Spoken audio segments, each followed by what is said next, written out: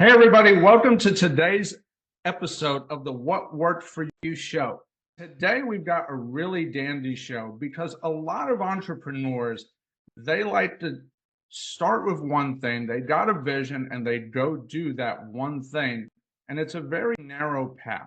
But the reality is, some entrepreneurs became successful by being involved in multiple paths and trying their luck in business in a variety of areas to create the success they've created. And that path can make a zigzag look like a straight line. So it can get kind of wild out there.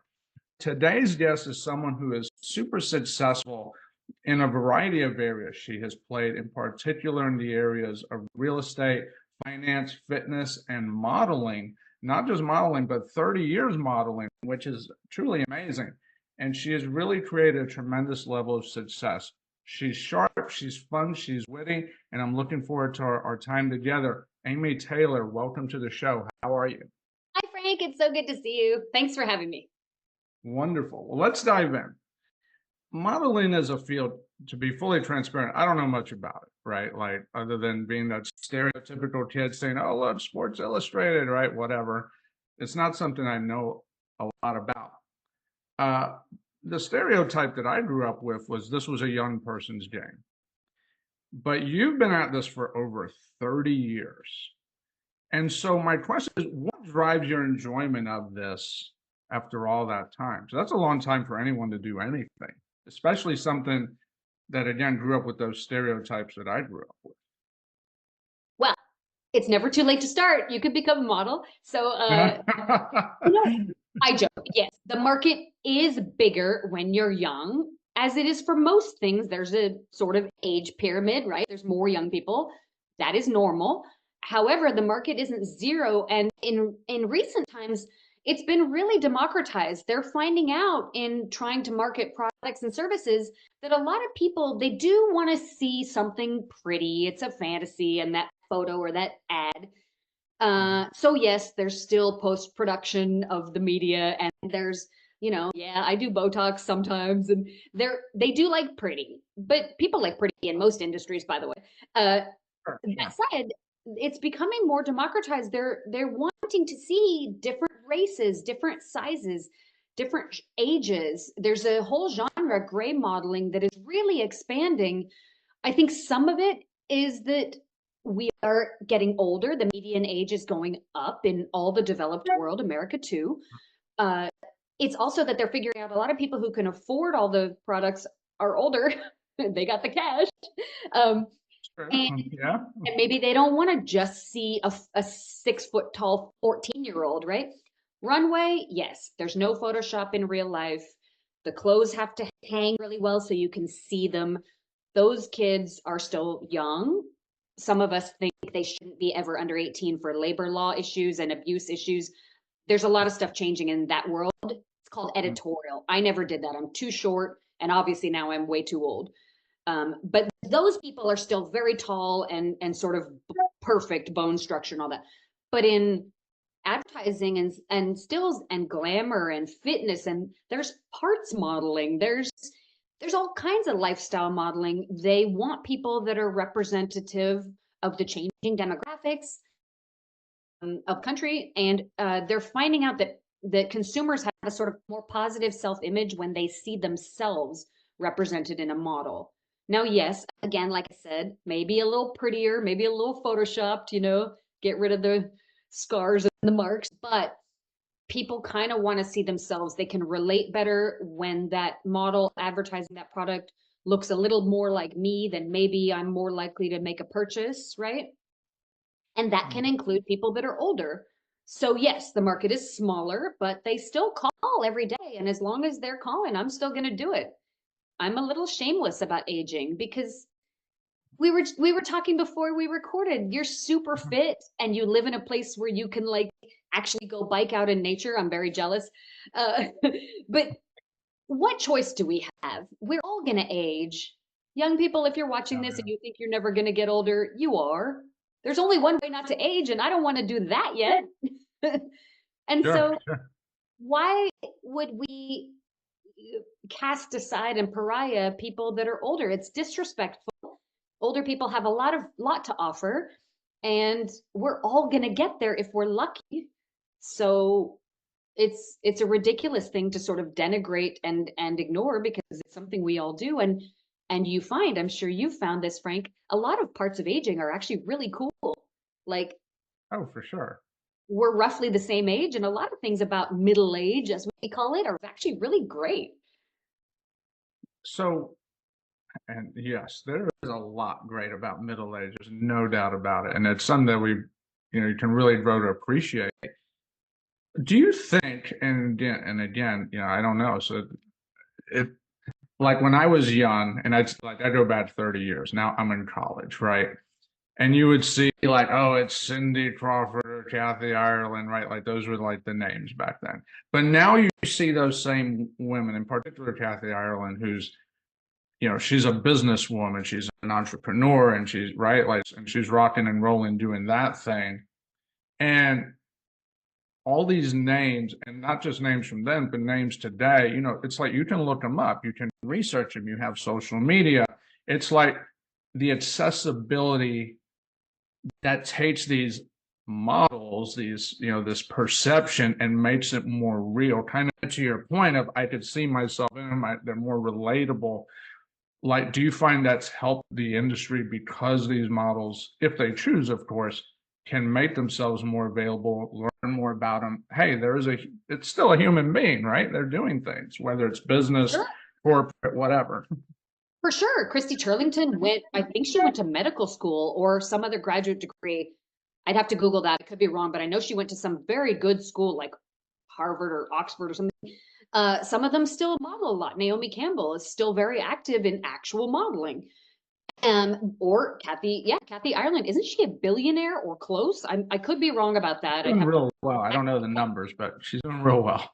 Tycoon, amazing. And so, yes, when you get hired now by agencies, editors, publishers, whoever a product wants you, they are very much interested in your following.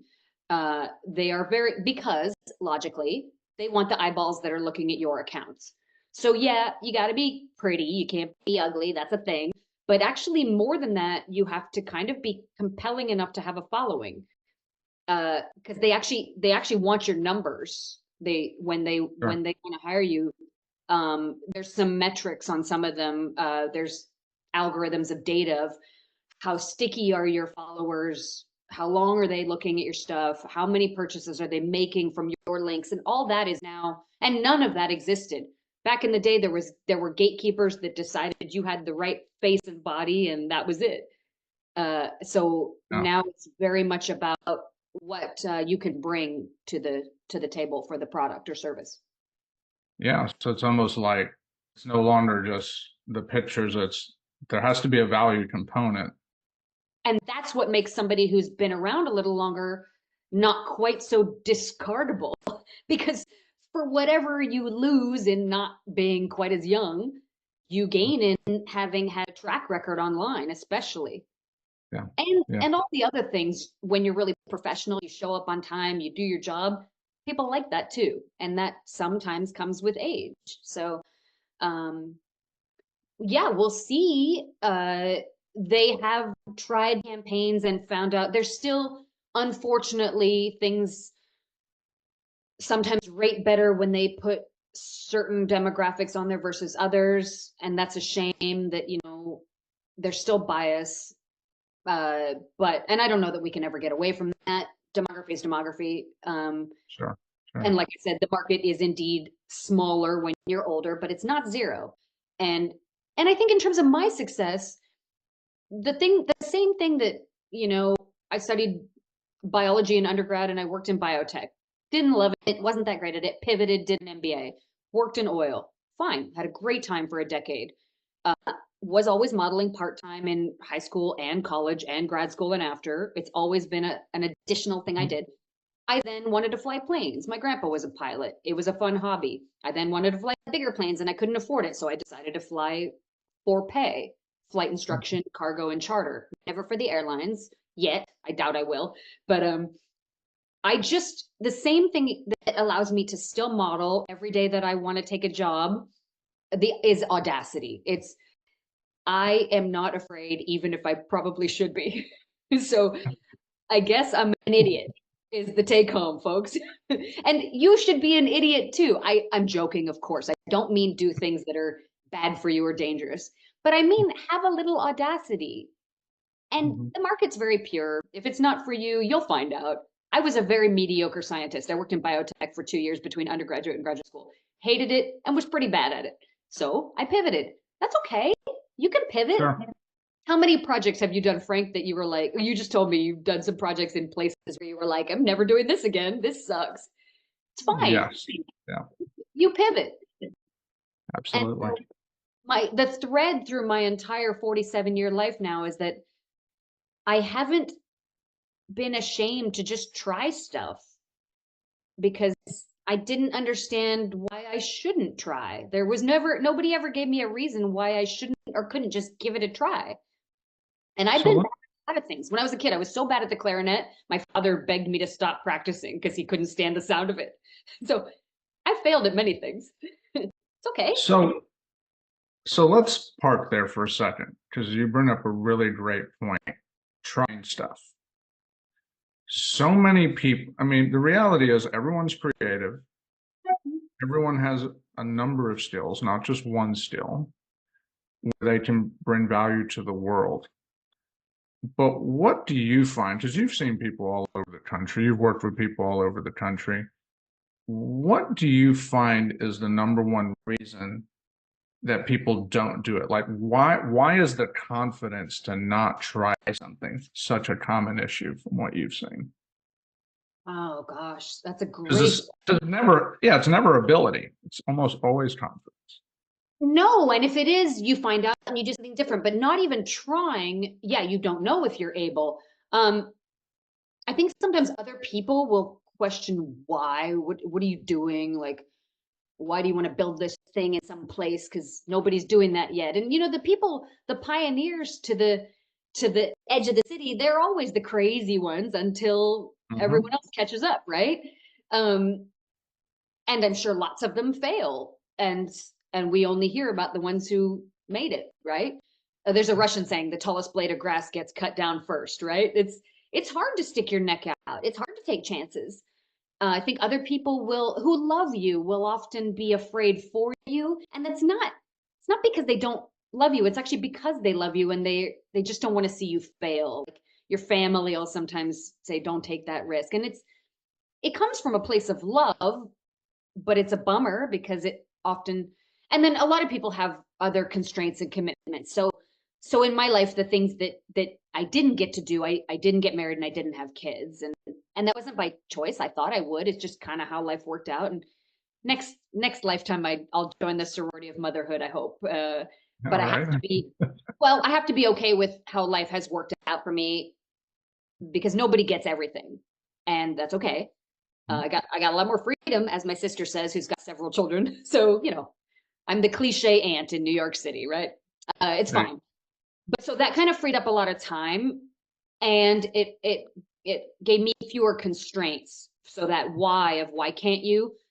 I didn't really have as much of that as like a mom and a wife would. I had a lot more freedom, maybe too much. Uh, but I think people are afraid to fail. They're afraid that of the judgment of others. And my mother told me once, you'll worry less about what other people think of you when you realize they don't. good word. Well, they're busy thinking of their own problems. They got their own worries and fears in life. And when you realize that, we were talking earlier, I did this horrible rage bait podcast where I got decimated. I tried to debate somebody who was a professional debater and I got crushed. It was terrible. um, and Wow. it's all experience. But for about 4 days, I was being trolled online mercilessly by about 4.5 million young people, and it was terrible. You should never read the comments when you're in this. But the great thing is, about 5 days later, they do not care because they've moved on and they're on to the next thing. And Yeah. so, even when you think a lot of people care about you, they don't. They have their own lives. And so that should be liberating. And I wish people knew that as long as you're on the right side of the dirt, it's not over and you can pivot. I've Yeah. known people that were homeless, rehab, had to pick up from the very bottom and are now C-level in companies. Took a while, took a lot of work, but you can always try. And it's actually in the trying that you get better and you look back later and you get the confidence of like, yeah, I did that thing. Yeah. So the times that sharpen you are actually the ones that are often kind of not fun, the pivoting times, right? Absolutely. Absolutely. Yeah. If there's one thing I've learned is when something quote unquote negative happens, Yeah. get excited because you're about Ooh. to get better. Have you Right. had that? Like, have you had the struggle times and look back later and Oh, realize yeah. good for you? I'm in real estate. I've learned it's a borderline daily occurrence. So you get so used to it, you almost it's like I had to learn it and then I had to learn how to reappreciate it because it's real estate is when real estate is hot, everything flows, but when it's not, which is what it's been the last couple of years, it's amazing how dark people can get. And so, and that's not unique to real estate. That's just what I do. But there's other businesses. I know other business owners that have seen crazy things and dark things and so forth. And it's those darker times, those darker moments that really bring out who we really are. So if Sure. we can get excited about it and go, hey, we're about to get better, we can leverage every one of them to our advantage. But that's a skill, right? It doesn't come naturally because it doesn't feel good on the surface. Yeah. I mean, when we worry a lot about AI and modeling, will that replace us? Will they be able to hire or create a model and then who never needs a break and never complains and never wants, any rights on a set after a long day? Oh, wow. But Interesting. I have to think that will also make us better because product like advertisers, people who hawk products and charismatic people that fans like to tune into, I think we're still going to have a market for that. I don't know how it's going to shake out, but I think, sales is always going to exist. I don't think it's going anywhere. But you do see people give up when things are not as easy. That's for For sure true. I lived through the for Great Recession. I remember 2008 when we all went broke together. That was fun. that was that's a whole crazy time, yes. Yeah. So let me ask you, speaking of um, the money aspect, what does modeling look like today for producing income versus what it looked like prior to the advent of social media? Yeah, well, I mean, it's very much unequal, much like acting, and a lot of other creative professions like artists of all kinds, photographers. A few people make a lot, and then a lot of people make nothing, or it's even a hobby, or it's not for pay. That does exist, but it kind of finds you. It's brutal that way, where it's very pure, and you find out pretty quickly if it wants you or not. That can Mm, be dismaying, but it's maybe like sports, right? You can try to play for the NFL, but it's going to become pretty obvious whether it wants you or not. Um, that's okay. There's like yeah, minor leagues, right? Same in modeling. sure. I'm not 6 feet tall. I'm not young. Um, I don't make what Gigi Hadid makes, but I've done quite well based on being very reliable, very honest.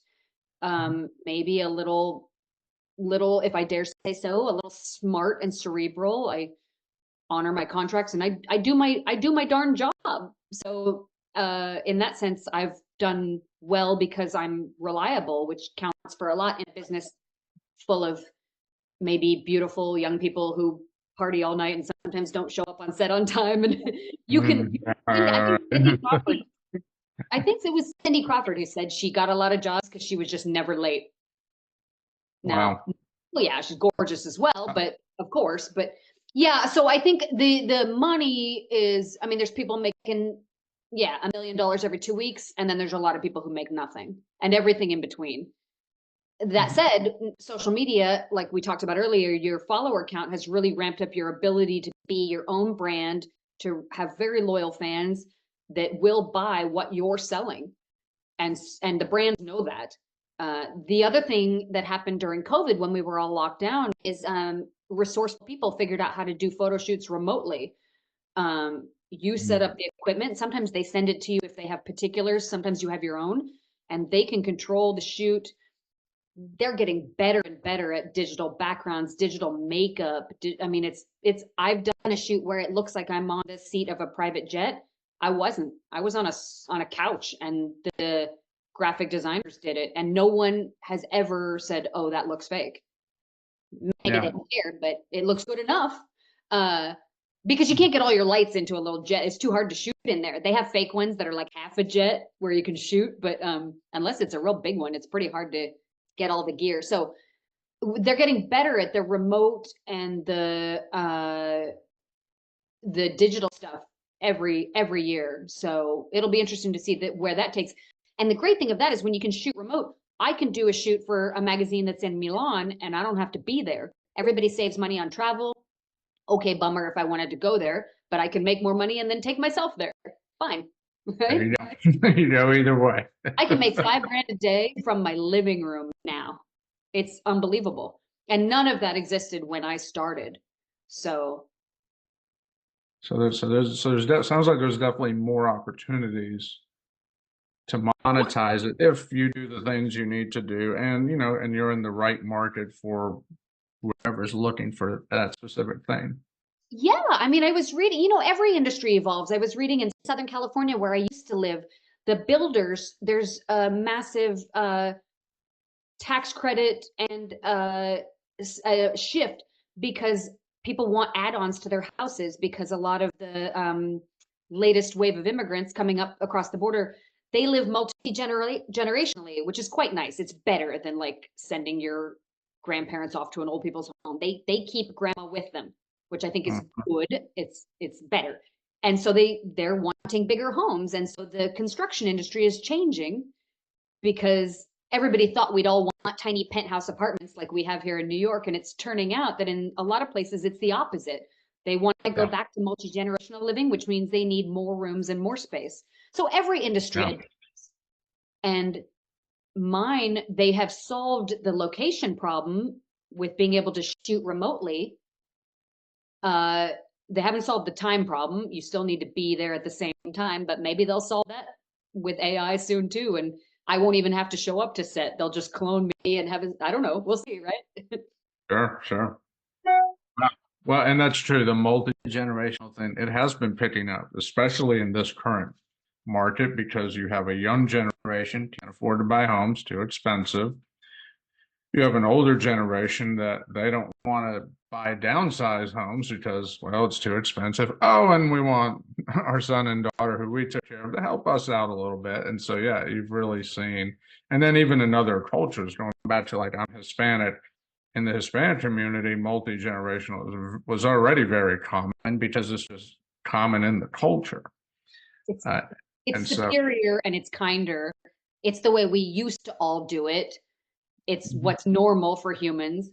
And I've read that it's add-ons because they don't want to sell the house, take maybe the tax hit and then rebuy something else, maybe having to do a new mortgage or pay the current market price for something. So they want to stay because they might have bought that house 25 years ago and right, it might be worth a lot, but they don't want to get slammed with taxes. So the add-on thing is a very interesting phenomenon you're seeing in California. yeah. And I think they say the state's going to try to help subsidize that because that is what the consumers want. And I think it's wonderful. I think we should keep our elderly with us. It's better. Absolutely. Well, you know, and here we're seeing more of the accessory dwelling units picking up speed in our market. But if we go to Florida, it's more, let's add on to the structure. Okay. Yeah, and the different. What's that? I'm sorry. What's an accessory dwelling unit? So it's basically you're just building a separate standalone functional house on the same property. Cool. So it's almost like if you take the idea of like that rich person, he's got his own jet and his own runway, but he's got a house for his person managing it. It's like that same concept, but on a much more practical level for the everyday person. Hey, I got a house, I got some extra land, let me put another structure on it. Mom and dad can move in. I Right think now. my ex would have liked to put me in one. Just kidding. So modeling is, of course, it's a form of personal branding, right?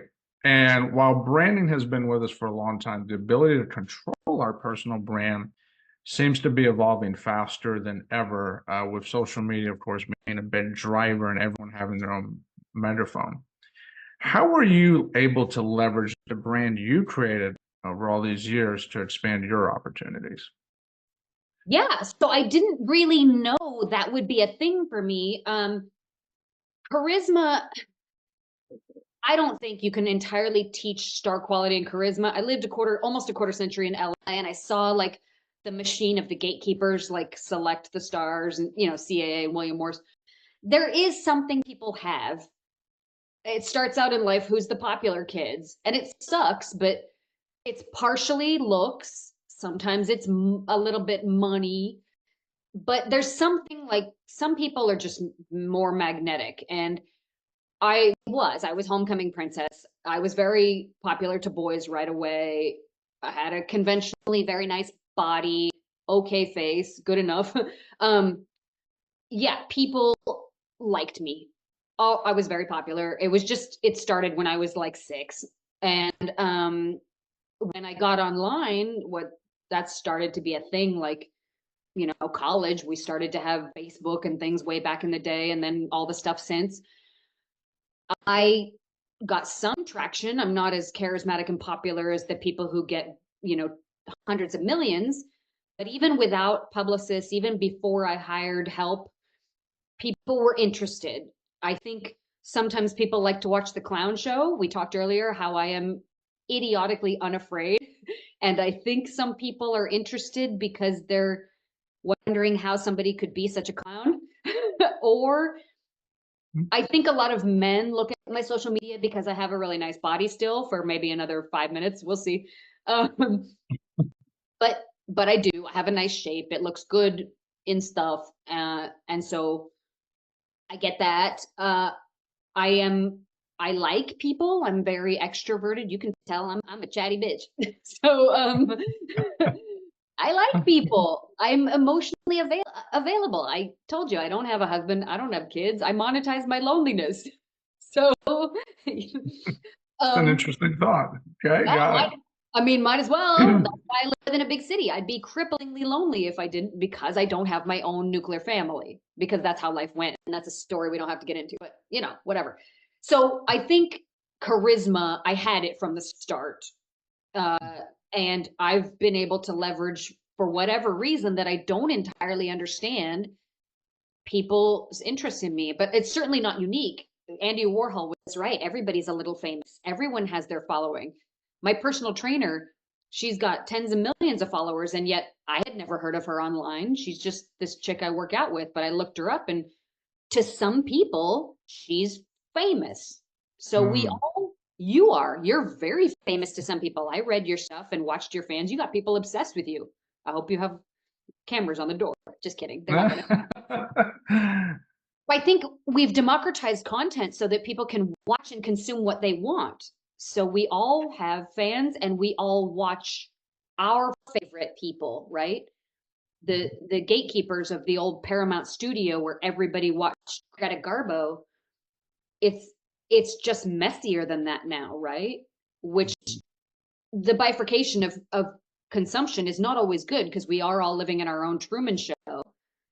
I'll ask my sister if she's seen something online, and she'll say, "What in God's name are you talking about?"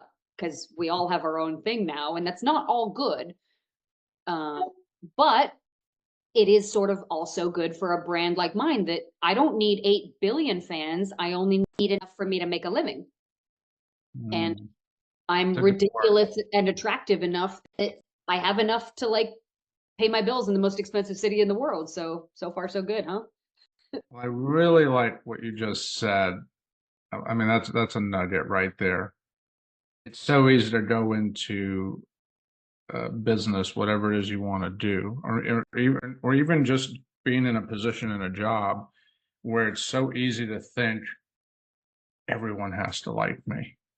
When in Mhm. reality, you just need enough people. You just need to provide enough value to enough people, and that can change the game entirely. That's cool. Yeah, this is, you say it better, provide value. I'm not sure as a content creator what value it is. I assume most of it is simply people like looking at you. But I do get email from people that say they give me hope for aging, and I, to some tiny degree, hope that's true. You, of course, realistic, you're providing much more tangible, real value. But you're right. You couldn't. Who? No one is a developer in the entire world. You guys have to pick your niche market Mhm. because of the laws, and that's Sure. realistic. Always been divided up that way, hasn't it? Yeah, for sure.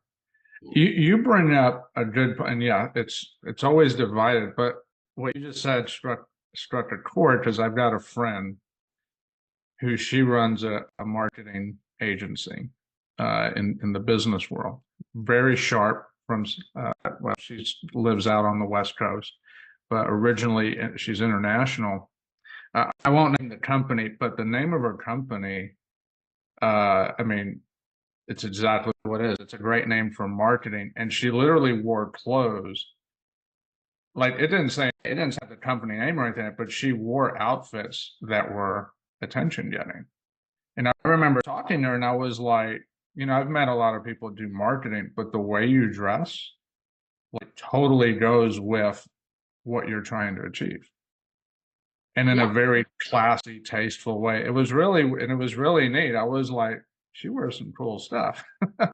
And it's attention getting. I'm like, and that's what she does. And I was like, wow, a lot of marketers could learn that lesson. But anyway, so I mean, when I was little, my father had he must have been a masochist. He had a conservative newspaper on campus at the university where he was a professor. He jokes that that's like career suicide because it's easier to get a job as faculty at a university as a convicted felon than it is as a Republican. But he was brave and he did. He wrote this he had a conservative newspaper bravely, and he had his readers because nothing's a monolith, as we talked about. But I had the pleasure of meeting Ronald Reagan briefly at a charity thing because of my father's newspaper side project. And Ronald Reagan had this sort of Hollywood smile that when he turned it on, you felt like you were the only person in the world. And mm, the charisma of that man, and also intelligence and kindness, and he cared genuinely about people. I think in any business that you're in, charisma and connection can never be a bad thing. Your friend or you, what you do with this show, you're connecting with people, giving people a voice. Every little nugget is something you learn too, which can't ever be a bad thing. And mm, I think the most charismatic people who leverage their brands, uh, they tend to, like you said, provide value, and they tend to be very good at connecting.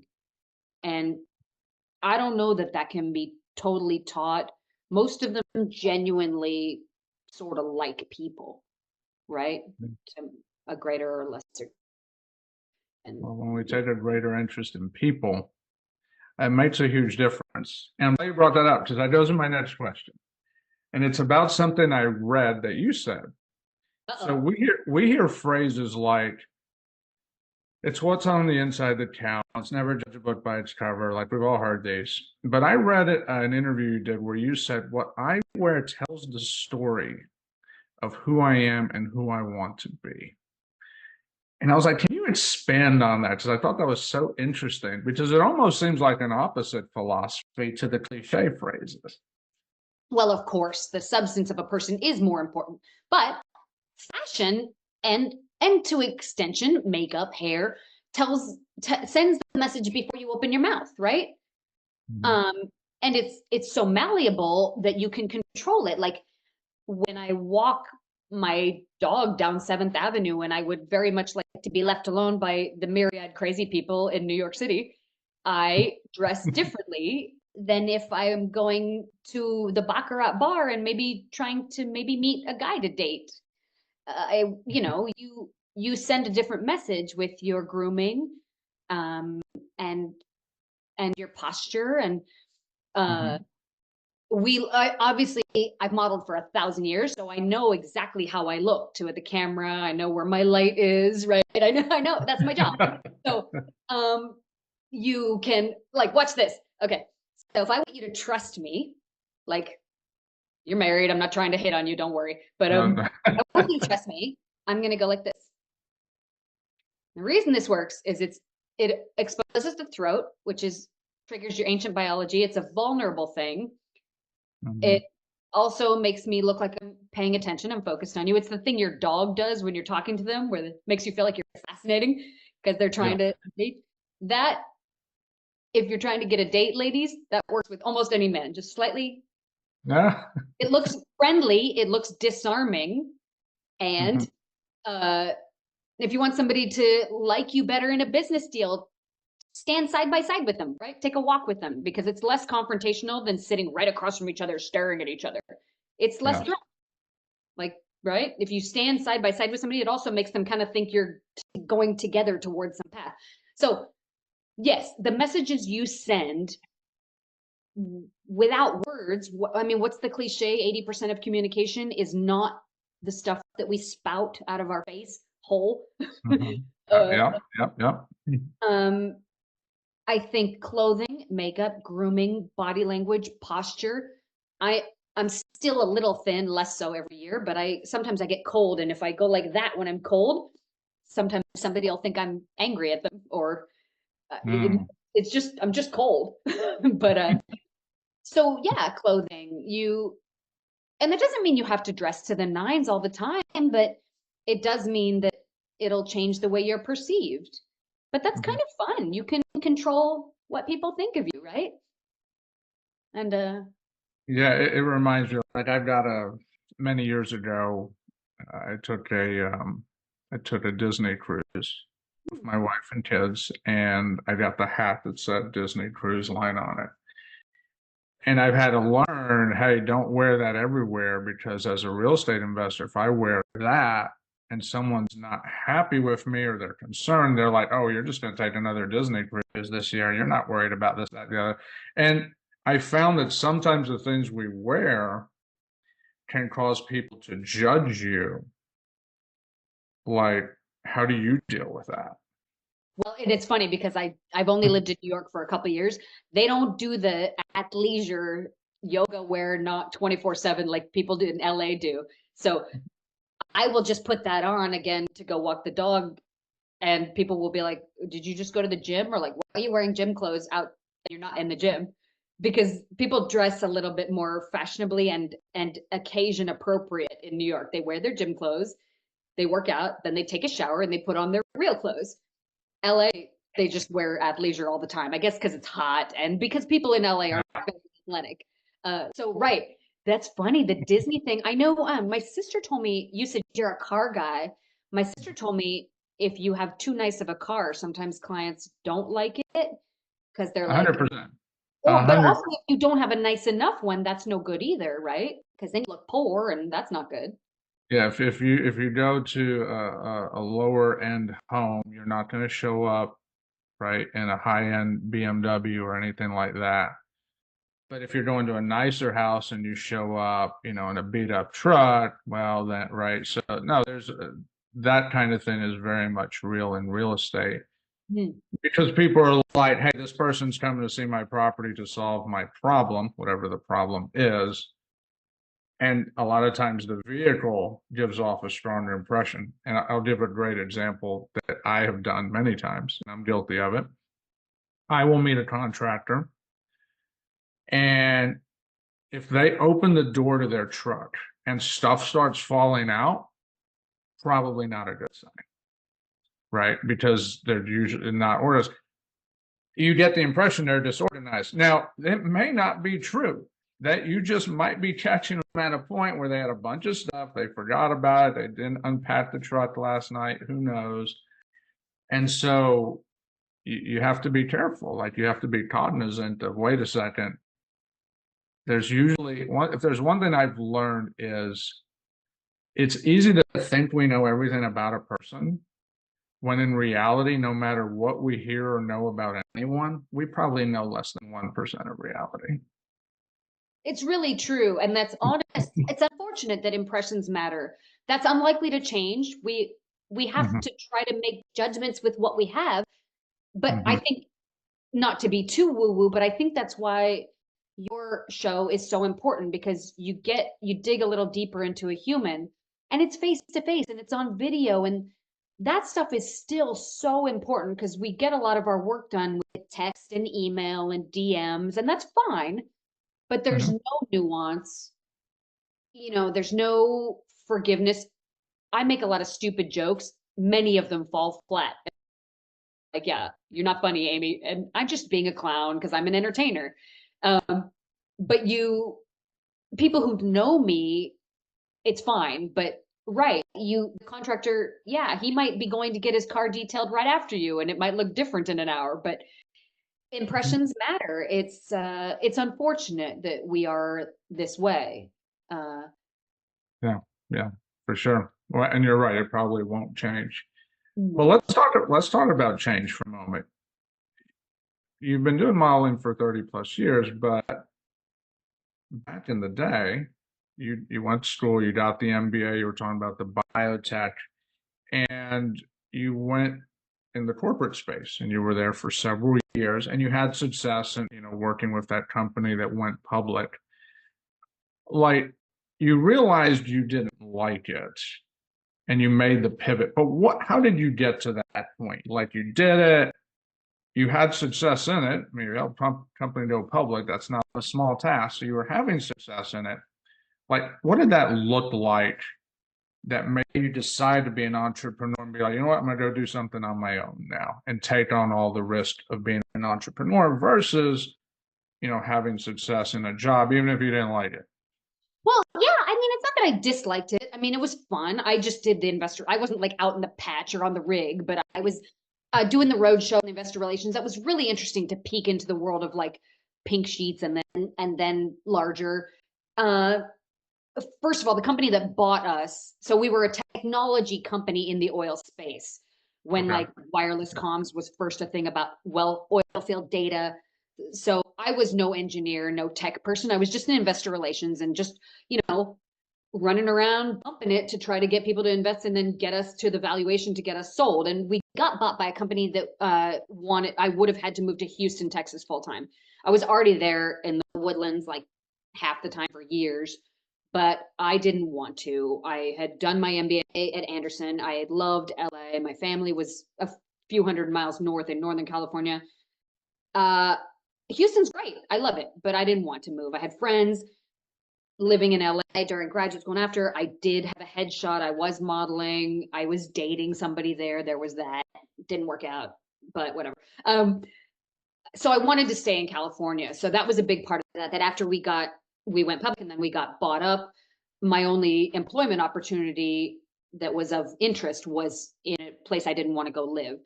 Also, I banked a few bucks, bought some real estate property, was a landlord for a long time after that, uh, and paid for my primary and saved what I could from this lovely windfall.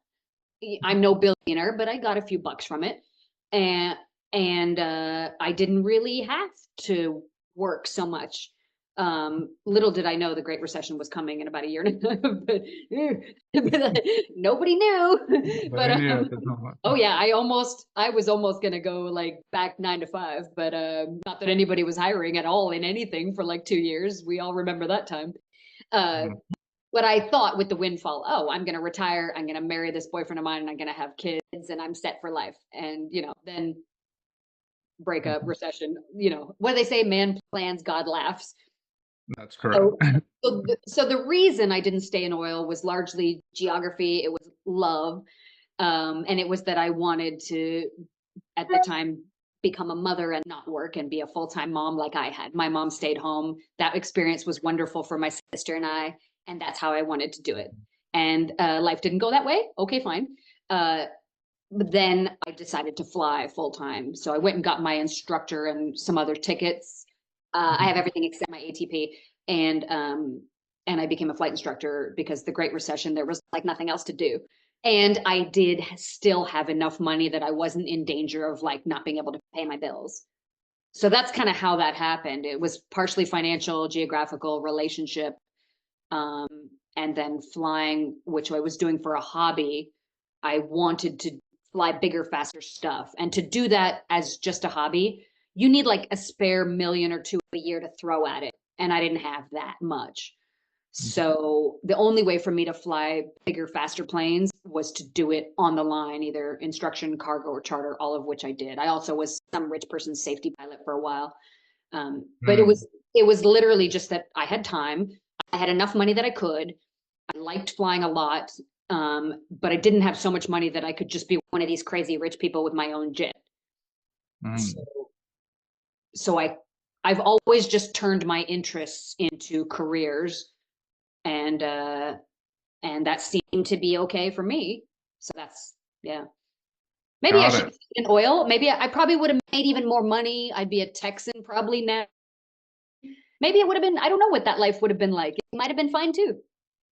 So I really like the line you just said. You figure out how to turn your interests into careers. Mhm. So when most people want to be an entrepreneur, that's exactly what they're doing. They have an interest or a skill, in whatever it is, and now, all right, let's go be the business owner. But most people don't have the luxury of a windfall to, kind of give them a cushion, buy time, whatever it is, right? But they still want to take the risk anyway. I know you're passionate about speaking to people about finance and that sort of thing, in particular women. What would you say to those people that they want to take the chance? There's no windfall, right? So they're but they want to take the chance. They don't like their job, whether it's successful at it or not. They don't like it. It's a lot. And one thing I've heard many times is it's not an environment they like being in. And if the environment's not good, then we all know the money thing loses its value sometimes extremely quickly. And like, what do you say to that person that wants to step out, but they don't have, but they're just worried, right? Like they're leaving the safe and secure job to follow that interest. They want to make it a career. Sure. As I flew, and then the Great Recession kind of cobbled everything back, and then social media modeling started to be worth like a healthy full-time income that I was surprised was developing. I took chances slowly because, yeah, I saw the recession where my nest egg shrunk by half in like, what was that, like 6 weeks? We all had like half of what we thought we had, but then it crawls back. I would tell people it's always scary. Even if you have a nest egg, it can go away. My father was born Mm. into World War II. Like, we're stable in America right now. I hope that lasts, but all kinds of unforeseen black swans happen. I would say nobody ever reaches the end of their life being happy about the things they didn't go for and didn't try. So I'm not saying just be crazy and delusional, but there you can go to pitch meetings at universities and try to find investors. You can, leveraging and getting loans is scary even when the Fed cuts the rate by a little, but you can borrow, you can, I would say go for it because your life is short. With that though, I would say the basic financial intelligence is really important, like the small things like living beneath your means, you know, resisting buying every single thing you want, especially if you're starting a business. Like, you don't be stupid, right? I mean, that's basic. Financial literacy is vital. Having a circle around you that helps you and wants the best for you. And then as you develop some income, you can hire people and things. But at first, maybe your loved ones. I mean, but I would say if you have a dream and you're good at it, I think you should try. Market testing is important, like that's why pitch meetings can be so good, because you can get feedback on whether your idea is garbage or not. Sorry, um, but I think if no amount of money or security is worth your one precious life, and if you're in some untenable environment that you find toxic, you remind yourself, it's kind of a morbid, weird thing to say, but remind yourself you're not going to be here forever. And this is your life. We don't get to go around again, at least not that I know of. The Buddhists think we do. If I find out, I'll come let you know.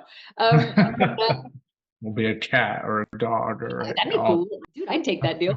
But what as far as we know, we get one go around. And so if you have a dream, I think you should go for it. And then, yeah, how do you do that when you don't have the money? Well, you have to save. You have to live beneath your means. You have to curb your greed. You have to not try to keep up with the Joneses. Remember what I said? You'll worry less about what other people think of you when you realize they don't. So you don't Hmm. you don't take out every loan you qualify for. You don't buy as much car as you can qualify for. You do the old-fashioned careful thing, and then you chase your dream and you get feedback from smart people. You benchmark from people who've been there. You can join like Toastmasters and golf clubs, and you can talk to successful people online. They're everywhere now, and a lot of successful people love to help others. It's fun for them. Also, other people helped us when we were young and broke. So I talk to models all day, every day about best practices because it feeds my ego and because people helped me. So you have to. So there's all kinds of information available. It will be pretty brutal and pure. If it's a bad idea, you'll find out. um, but I would argue avoiding like high rate consumer debt is vital. Uh, I know women who have like a shopping problem every time their paycheck's there, they got to go buy clothes.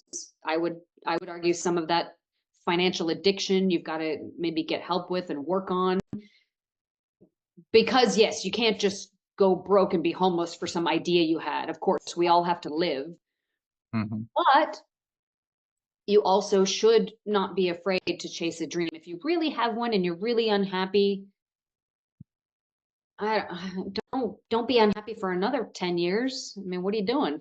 This is your life, right? Curtains up. This is showtime. So I would say within the limits of careful sanity and planning and benchmarking others and getting feedback from people that you trust and value, I would say take a leap. So along those same lines, and that's a great word, when we become entrepreneurs, we are seeking a better life, right? We are seeking a more fulfilled life, a better use of our time, more to be more valuable to people, more value to ourselves.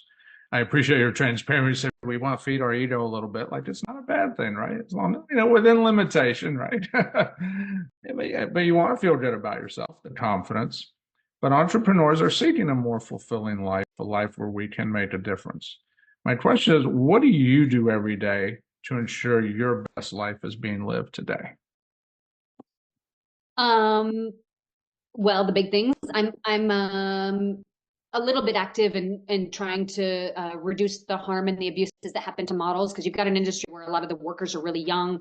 There's not a lot of like there's unions or labor laws or protections for them, and there's a lot of abuses from financial downright to like creepy sexual stuff that happens. Like ask any model, they get creeped on all the time, and it's not good. So I'm active in like trying to make that industry better for models, Mm. because it needs a lot of help. And then the other little things, I'm a very involved aunt. I'm a dog mom. I'm a great neighbor. Um, I I think I'm a relatively kind, extroverted people. I'm here for whatever decades I have left to to try to share joy and kindness. I don't want to be part of anything negative. Um, it doesn't make me feel good to behave that way. So I'd like to be a ray of joy and hope for whoever I encounter. I think that's nicer for me and hopefully nicer for others. I do want to show that aging's okay, and that I Mm. meet so many people who hate aging, and yeah, some parts of it are a pain. If I drink more than 3 drinks, I need days to recover now. Didn't used to hit that way when I was 22. But I think I do I do want to help, and it's happening without me too, but I'd like to change the way we view aging. Not just for models, but for everybody. I think older people are cool as heck. They're so smart and they have so much wisdom. Our board at the small oil company that I helped take public, one of the board members was a major business person. He was the founders of a huge financial company. And he was at the time in his late 80s. Yes, he spoke a little slower, but anything you saw in business, this guy had seen 100 times. And the wisdom and the humor and the humility of this tycoon of a man who'd seen it all. Mhm. I I want more bridging between the young and the old in business and in life. So if I can contribute in my tiny way, in my space of modeling and entertainment, if I can do that, then I think that would be a little grain of sand that would. So I'm trying. Love it. Love it. It's funny. I know an investor, when you said older people are cool, he's a very successful investor. He's been doing it for over 25 years. And he's like, yeah, man, I just want to retire and go move into like a mobile home park. Those are the coolest people. He's like, they have so much fun. I mean, it is a blast. But there was a beauty in he Yeah. really appreciated the simplicity of it all. After you do Yeah. all No. this, at the end of the day, he's like, I just wanted to do something simple and have fun. And I thought it was really neat. Oh, dude. Yeah, I think a lot about like just moving to like a barn dough in Mississippi and calming down. And yeah, I might. I mean, I hope if that's what he wants, I hope he gets it because he wouldn't be wrong. He certainly could do it. Right now, he runs around in a motorhome, so we'll see what happens. That's So, cool. oh yeah, yeah, no, he has a good time. So, one more question. So, or maybe it's a two-part question. I read somewhere where you said your best feature was your brain. And it really reminded me of when I listened to a billionaire share last year that some people or a lot of people come to him and he's a billionaire, so they want his money, but without realizing his best asset is his brain. So when you said that, it took me back to when I was at one of his places and he was sharing, and I was like, yeah, the best assets in their head. When you're helping people, how do you get people to understand that idea that their best asset, it's right here? And how do you give people that how do you inspire that confidence for them to not just believe it, but to use it? That's so great. Yeah. So I have very high IQ. My dad's a professor. I have some of that. Like, uh, I take tests easily. It thinks the RAM processing speed is quite good. I'm very dumb at other things. And as I think more about intelligence, yeah, I like my brain. I like the way I am. It's annoying to many. I don't care. Um, uh, I fit kind of in anxious New York. I don't in other places, but I am who I am, and the world needs all of us, and that's okay. Sometimes in modeling, that does surprise people. I get on set and I'm way too interested in like the lenses the photographer's using. I have to control that because I know that's not my job. My job is to stand there and look good in the stuff. I get it. Probably a little too cerebral for a model. Fine. That said, the more I think about intelligence, having been at Berkeley and seeing biotech in Marin County after that, and then business type of minds and then creative minds on set, the way that makeup and hair and stylists can see shapes and light and color that I can't even plan an outfit. I'm terrible at it. I have people that make me look good when I need to. uh, I think there are so many types of intelligence and they're all really useful. I have the kind of academia IQ type. That's fine, that's one type, we need that. But uh, I'm okay at running my modeling business of one with the people that I employ for the things I need. I don't think I could do what you do. Managing people, I would irritate them. I think. My sister is in politics and she's very good at the give and take because you never get your way in negotiating bills for clients. You don't get everything you want ever. That's not how it works. And she's Mhm. also very good at the long game because something might not make it through session this year, but you might bring it back next year. So I don't have patience for her world. I would flip out and make enemies. So Yeah. we I think yes, I like my brain. That is true. I believe that, but I also like so many other people's. I've known we have family that are ranchers and farmers and God, they're smart in a way that I wish I was, right? It's Mhm. I, there's a reason there's 8 billion of us. Mother Nature is a degenerate gambler rolling dice. She loves chances and she loves to create it all and see what sticks. And that's a great thing. That's why if you have a business dream, you should try and see what works for you. Call back. Because nature wants all of us to see what we can do. Look at the diversity outside your house when you look at the park. With all the possibilities are useful, and that's why it behooves you to try, because you were put here to add your little piece, right? Yeah. We're all smart at something. Absolutely. No, it's a good word. And yeah, the world does need all of us for sure. And not let anyone tell us different. Well, Amy, this has been very delightful. We could talk for a very, very long time, no doubt about it. There's so much we didn't get to, but that's, well, I guess maybe we'll have part two. But yeah, I mean, there's so much more to discuss, but this was very delightful, very insightful.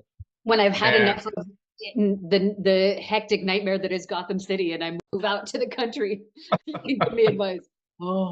Oh, you never know. You never know. So for all our listeners, if you want to connect with Amy, the links will be down in the description. Her website's there, her social media, and and if there's a vibe there, check it out. She does have on her YouTube a variety of interviews she's done. So just some tremendous knowledge and insights into our world. So it's really cool. So Amy, I want to thank you again for joining us. Do you have a final word you can leave for us?